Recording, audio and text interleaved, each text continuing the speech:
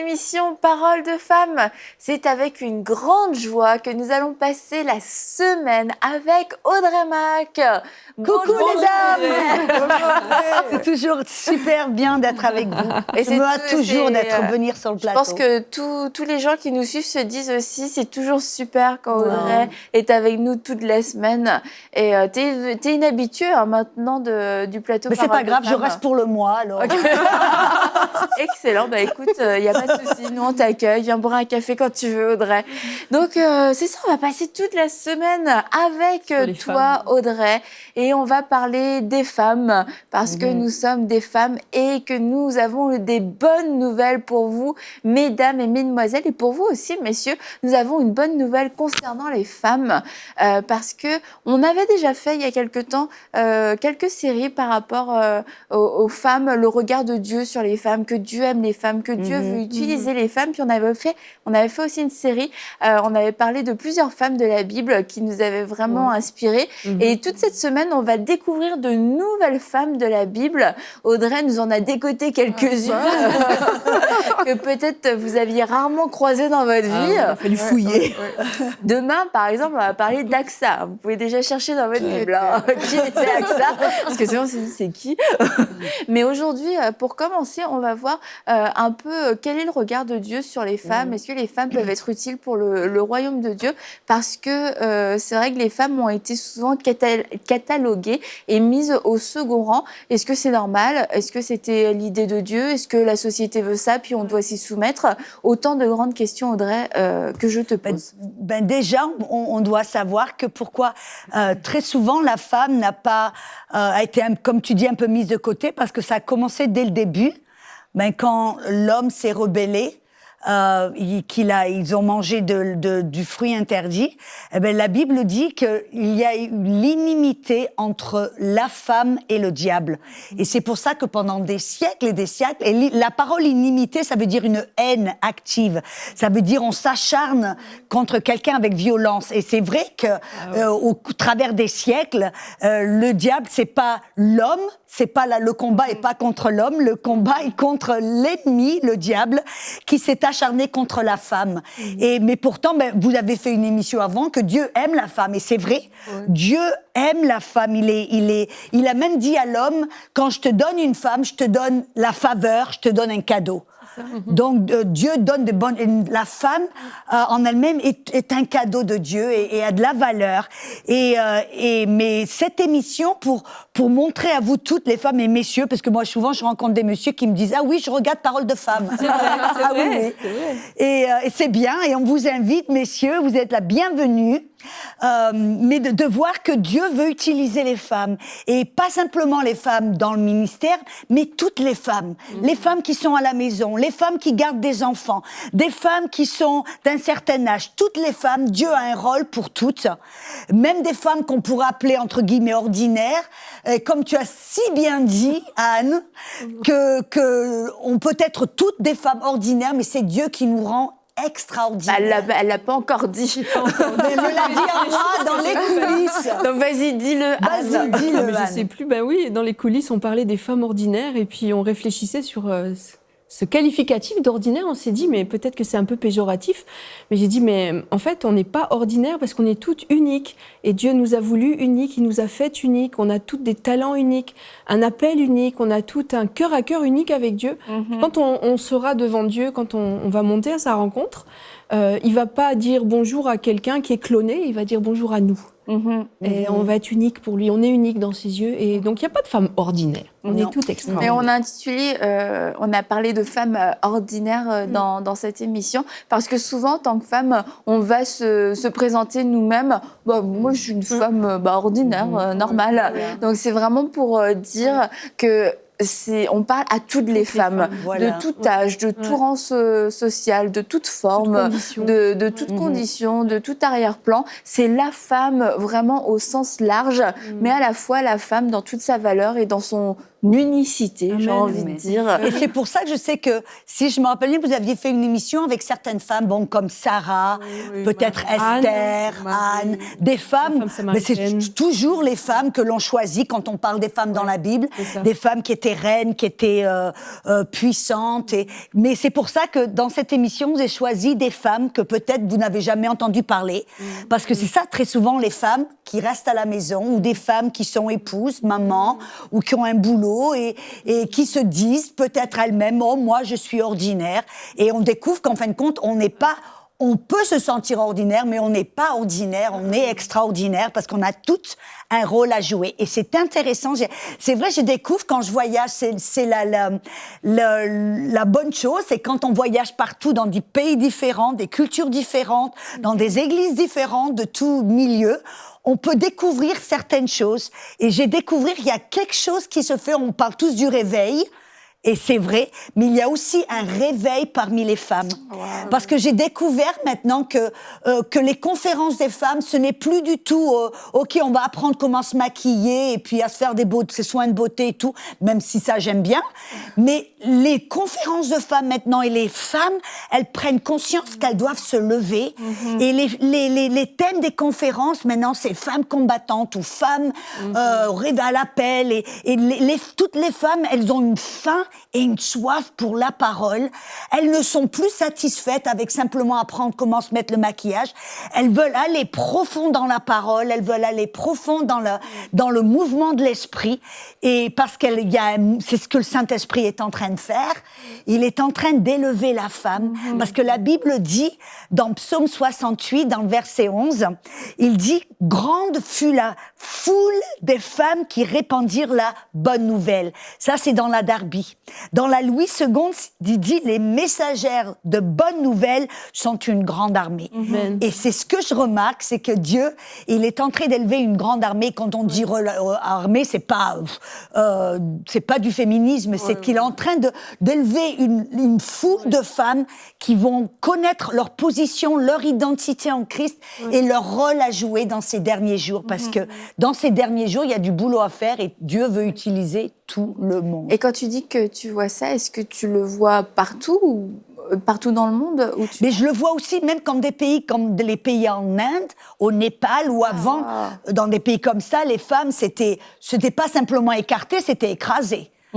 Et maintenant, les femmes, dont le ministère, on leur donne une place. Et je vois des pasteurs ou des hommes qui maintenant reconnaissent le rôle des femmes et leur laissent la place dans l'Église, ce qui est un miracle. C'est un miracle. Wow. Et maintenant, non seulement dans les églises, dans certaines cultures, ils s'aperçoivent non seulement que la femme a un rôle à jouer, mais ils l'accueillent tout d'un coup. Et tu te dis, mais c'est ça, c'est l'esprit. C'est seul le Saint-Esprit qui peut faire prendre conscience à l'Église et à des hommes dans le ministère que la femme n'est pas là pour faire de la compétition, mais pour complémentariser, pour rajouter quelque chose qui peut-être peut être un bienfait pour le corps du Christ. Et c'est ça, en fin de compte.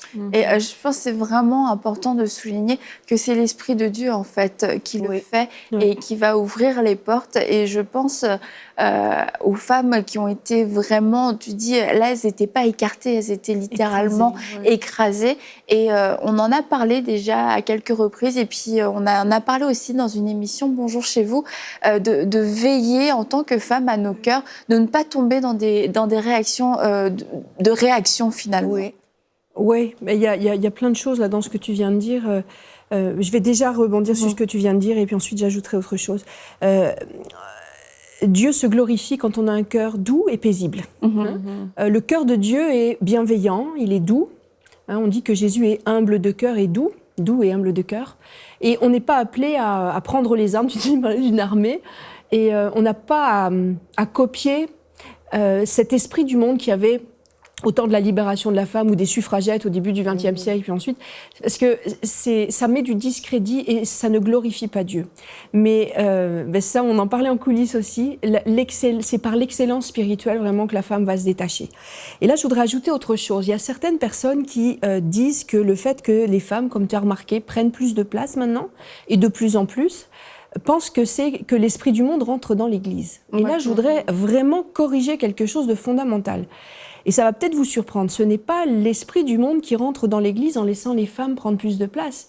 C'est qu'il était déjà dans l'Église, l'esprit du monde. C'est l'esprit du monde qui écrase les femmes. Quand tu regardes dans toutes les sociétés païennes, même les peuplades les plus reculées, les plus païennes qui font des choses horribles, la femme est écrasée. C'est l'esprit du monde d'écraser la femme. Mais quand tu lis les évangiles, tu lis Luc, tu lis Actes. Luc et Actes, tu te montres un Jésus qui valorise les femmes, qui leur donne une place, qui les considère, alors qu'il est dans une société qui les écrase, qui les ignore, qui les met de côté. Quand tu lis l'évangile de Luc et Actes, tu vois vraiment la valeur que Dieu donne aux femmes. Et dans l'Église primitive, les femmes avaient une place. Et ça, on l'ignore. Mais dans les 3 premiers siècles de l'Église primitive, les femmes avaient vraiment une place de choix dans le peuple de Dieu. Et ça serait peut-être trop long là, de le développer, mais elles avaient une place. Et c'est ensuite, quand l'Église s'est sécularisée et que l'esprit du monde est rentré dans l'Église, on a dit aux femmes: rasseyez-vous, taisez-vous, c'est les hommes qui prennent le pouvoir. Et donc, c'est vraiment important de bien comprendre que c'est pas l'esprit du monde qui rentre dans l'Église quand on donne de la place aux femmes, mais c'est qu'il y était déjà. Et que là, maintenant, peut-être que parce que dans le monde, les femmes ont plus de place, on a osé se poser la question. Mais dans l'Église primitive, les femmes avaient une place qu'elles ont perdue au IVe siècle et qu'elles n'ont jamais récupérée. Et une chose, c'est super ce que tu dis, et une chose que je pense qu'on a à cœur aussi de partager, c'est que Dieu ne va pas utiliser simplement les femmes derrière le pupitre, dans le ministère, mais c'est ce que l'on voulait apporter aujourd'hui, c'est que Dieu veut utiliser les femmes à la maison, derrière, parce que c'est ça, souvent, il va y avoir des femmes qui disent « moi, je suis pas appelée à prêcher ». Et automatiquement se sont disqualifiées en disant mais moi je suis pas appelée à prêcher donc je fais pas partie de cette armée de femmes ou je fais pas partie de cette compagnie de femmes. Or que c'est tout à fait faux et que là où ce qu'on veut partager c'est qu'il y a une place pour que Dieu utilise les femmes dans tous les endroits à la maison et c'est pour ça qu'on a choisi certaines femmes et Dieu a choisi certaines femmes qui apparemment auraient l'air qui n'attiraient pas l'attention. Qui ont l'air anodines, qui ont l'air dont personne n'entend parler, parce que c'est ça, c'est Dieu veut utiliser les femmes et dans tous les domaines de la vie, dans tous les, comme tu dis, dans tous les domaines sociaux, les domaines au travail, à la maison, partout. Et pourquoi est-ce que Dieu veut utiliser des femmes et pourquoi est-ce que les femmes sont si puissantes? Et parce que Dieu nous a donné certaines affinités, certains talents, certaines choses qui sont particulières à la femme. Et c'est pour ça, c'est marrant parce que très souvent, il y a beaucoup d'humour là-dessus où on essaie un petit peu de ricaner à ce sujet en disant ouais, la femme, elle papote, la femme, ceci. Quand en réalité, un des premiers dons que Dieu a donné à la femme, moi, je sais pas si ça peut se traduire dans tous les langages francophones, mais j'appelle ça le don du bagou. C'est-à-dire la facilité que la femme a à parler. Voilà, vous voyez, mesdames, nous, on n'a pas de parole problème. De femme, tu vois. Parole de femme. On n'a pas de problème à parler, à s'exprimer, à communiquer. Et je me rappelle même, j'avais lu quelqu'un qui avait fait une étude et ils avaient mis des petits microphones dans des cours d'école. Ils avaient attaché ces microphones, tu rigoles, je sais que tu la connais, hein. Ils avaient mis des microphones dans la cour d'école pour écouter ce que les petits enfants, ce qu'ils faisaient, ce qu'ils disaient, tout ça. Et puis, ils écoutaient, puis ils se sont aperçus que tous les petits garçons, ils s'exprimaient par des vroom vroom, pouette pouette, c'était tout des bruits comme ça. Mais les petites filles, s'exprimaient avec des mots. Elles avaient des dialogues, bon, c'était limité, mais elles s'exprimaient avec des paroles, elles communiquaient. Et donc, ils se sont aperçus que de tout jeune, les filles ou les femmes avaient cette affinité et cette facilité à communiquer, à parler, à s'exprimer. Et ça, je dis, c'est Dieu qui nous l'a donné.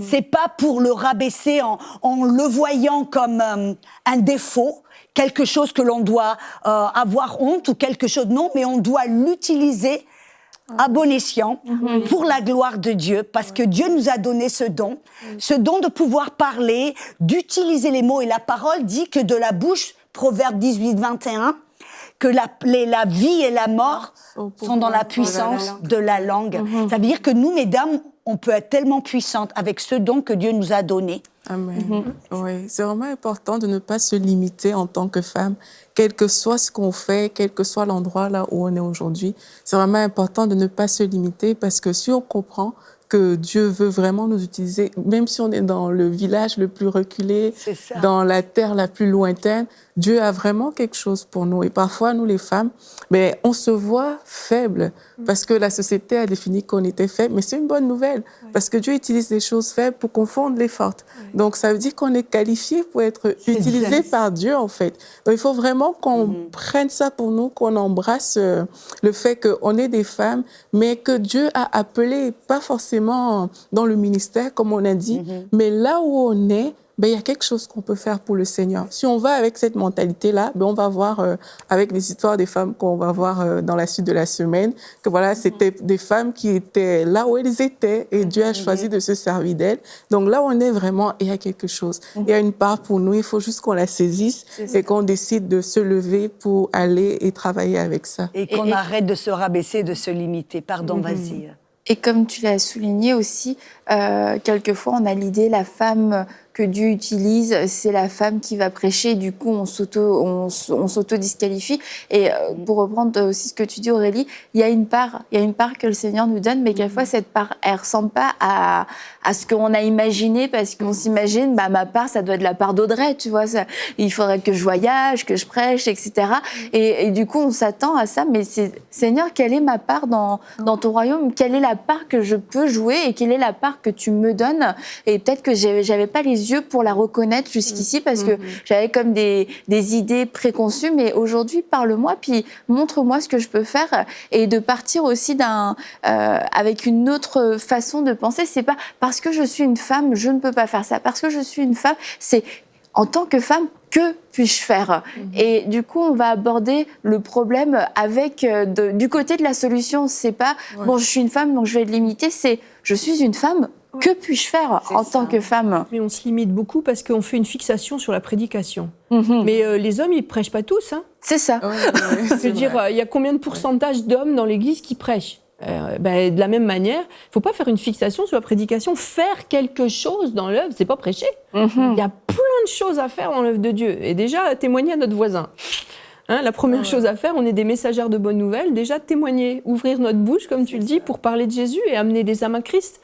Je veux dire, on fait une fixation, puis comme là, je parle à beaucoup de genres de femmes, parce que il y a des églises où elles sont très libres de faire beaucoup de choses, il y a des églises, peut-être vous qui m'écoutez, où c'est très, très, très, très, très limité, mais peu importe. Dieu le sait, hein, il connaît notre contexte. Ce qui est important, c'est de ne pas faire une fixation en disant « puisque je ne peux pas prêcher, je ne peux rien faire ». Mais c'est de dire, Seigneur, me voici, voilà mes deux mains, voilà mon cœur pour te servir. Et puis, je voudrais aussi dire quelque chose. Notre efficacité dans l'œuvre de Christ, quand il dit que nos œuvres vont être passées comme au travers du feu, hein, on va regarder ce qui reste, il y a une toute petite partie, c'est comme un iceberg, il y a une toute petite partie visible qui va être vraiment ce qu'on va faire, l'énergie qu'on va déployer, mais il y a toute la partie cachée de l'iceberg, tout le temps passé dans la prière, le combat spirituel, la recherche du cœur de Dieu, et c'est là que Dieu va servir de nous puissamment.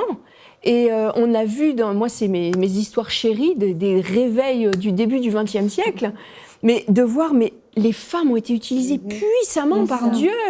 Et puis, je voyais dans le réveil qu'il y a eu en France, le réveil pentecôtiste, mais c'est Hélène Biolay, qui était une Suissesse, dont Dieu s'est servi puissamment pour préparer le réveil. Et cette femme, elle s'est tenue sur ses genoux pendant 40 ans.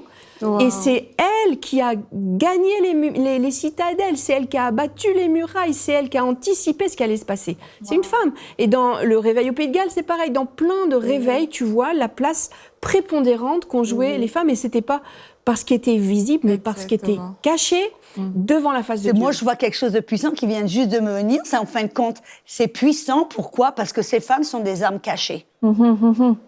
C'est pas celles qui là on voit. Elles sont puissantes et elles peuvent être efficaces parce qu'elles sont, comme on dit, stealth. Ça veut dire elles sont, personne ne les voit, elles sont cachées. Elles sont, voilà. Et on parlait d'une chose que je voulais. On parlait des dons de la femme, des dons que Dieu nous avait donnés. On a vu le don du bagou. Mais il y a aussi quelque chose, c'est la sensibilité et comme une femme peut percevoir des choses spirituelles beaucoup plus facilement des fois, ou des fois les hommes, ça va leur passer peut-être au-dessus de la tête. Mais la femme peut percevoir des choses. Moi, je vois mon mari, il me dit toujours, moi, tu es mon radar. Il me dit, moi, je suis conduit, puis toi, tu es mon radar. Moi, je suis en train derrière le pilote, et toi, tu es mon radar. Et je remercie le Seigneur que mon mari, en Pentecôte, il a eu cette révélation. Et donc, grâce à cette révélation, il m'a permis, en tant que femme, de lui amener quelque chose qui, en fin de compte, était un bénéfice pour lui, un bienfait pour le protéger, pour protéger notre famille, notre couple. Où il y a des fois, je me rappelle, et ça va pas simplement dans le spirituel, mais dans toutes les choses de la vie, où une fois, mon mari, il avait des propriétés qu'il louait, et puis c'était avant la crise économique, et puis je ressentais dans mon cœur, je disais, Fred, je crois que c'est le moment, il faut que tu vendes. Il faut que tu vendes ces propriétés. Parce que c'était c'était comme on dit la bulle immobilière. Voilà, c'était la saison d'or immobilière. Et puis je dis, je crois qu'il faut que tu vendes. Et puis il me dit, non. Et puis tout d'un coup, tout s'était effondré. Puis il m'a dit, c'était le Seigneur, c'était le Saint-Esprit qui je dis, oui. Il dit, c'était le Saint-Esprit qui t'avait, j'ai dit, oui, je crois. Vous voyez, c'est quelque chose, j'aurais pas pu mettre le doigt dessus.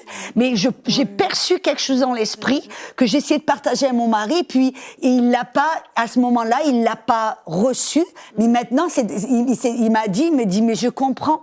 Tu es comme un radar. Et la femme, très souvent, pour les maris qui nous regardent, sachez que si votre femme ressent certaines choses, perçoit certaines choses, peut-être même si elles peuvent pas expliquer pourquoi, comment, c'est peut-être qu'elles sont comme un radar, elles ressentent certaines choses dans l'esprit. Et ça, c'est vraiment important, ça c'est Dieu qui nous l'a donné. Mais là tu mets le point sur quelque chose d'essentiel, c'est-à-dire qu'on est différents, mais on a des talents incroyables. Et par ignorance, je pense qu'il y a beaucoup d'hommes qui, juste par ignorance, ont vraiment cantonné les femmes à des rôles quasiment d'enfants dans l'Église. Mais on a amputé le corps de Christ de tous ces talents-là, de toutes ces qualités-là, de toutes ces compétences-là que Dieu avait données. Et le corps de Christ, et là tu disais que tu te rends compte que les femmes se lèvent ces derniers temps, mais on est dans les derniers temps. Et j'allais dire, tout le monde sur le pont. Et le Saint-Esprit le sait, c'est pour ça qu'il est en train de mettre des femmes aussi dans des postes clés, il les fait se lever et prendre conscience collectivement de leur importance dans l'œuvre de Dieu, parce qu'il faut tout le monde sur le pont.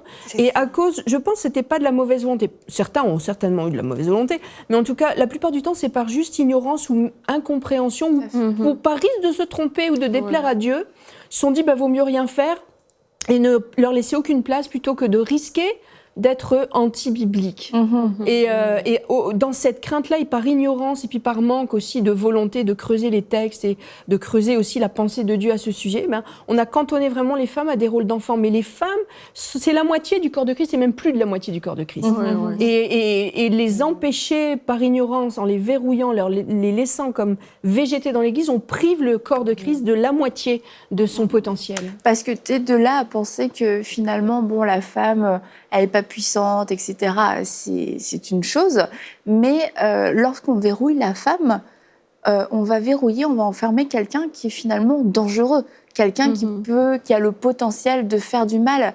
Et quand on prend un pas de recul, même, je veux dire, dans n'importe quelle dénomination, on est chrétien, on se dit, Dieu a créé la femme, c'est pas une bête féroce et dangereuse qui va venir nous dévorer.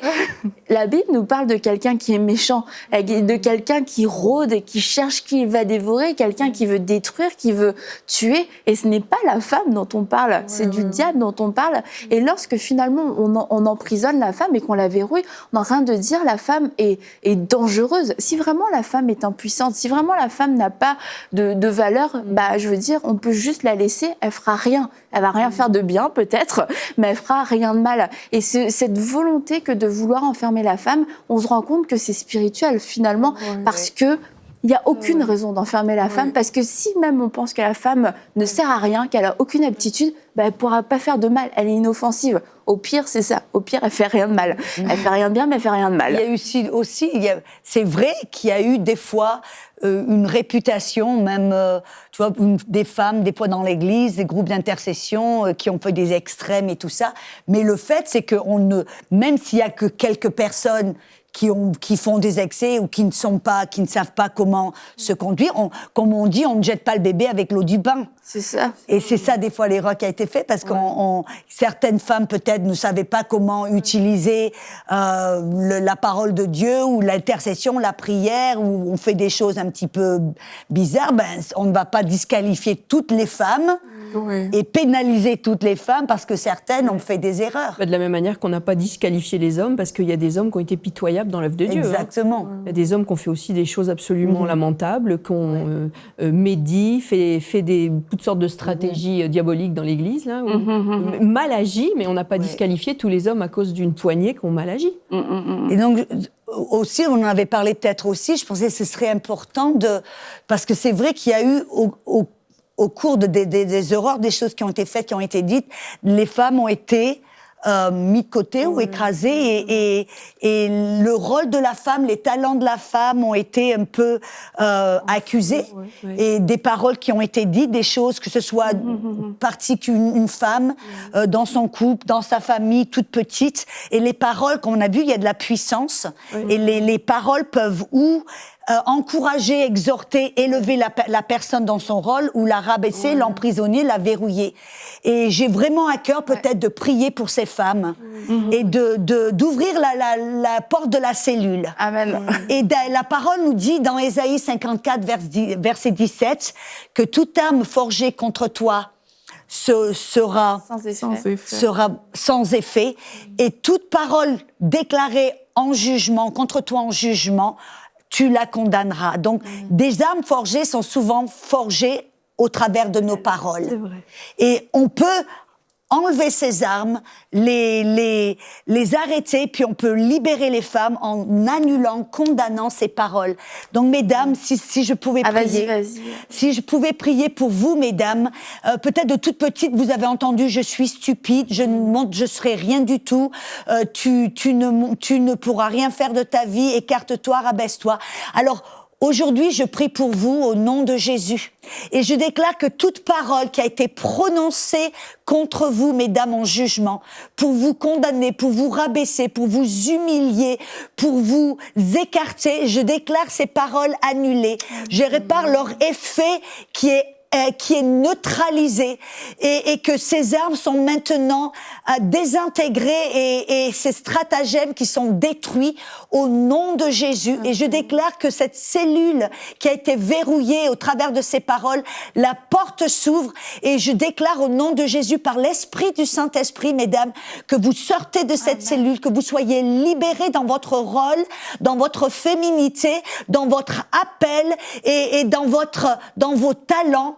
Au nom de Jésus, soyez libres.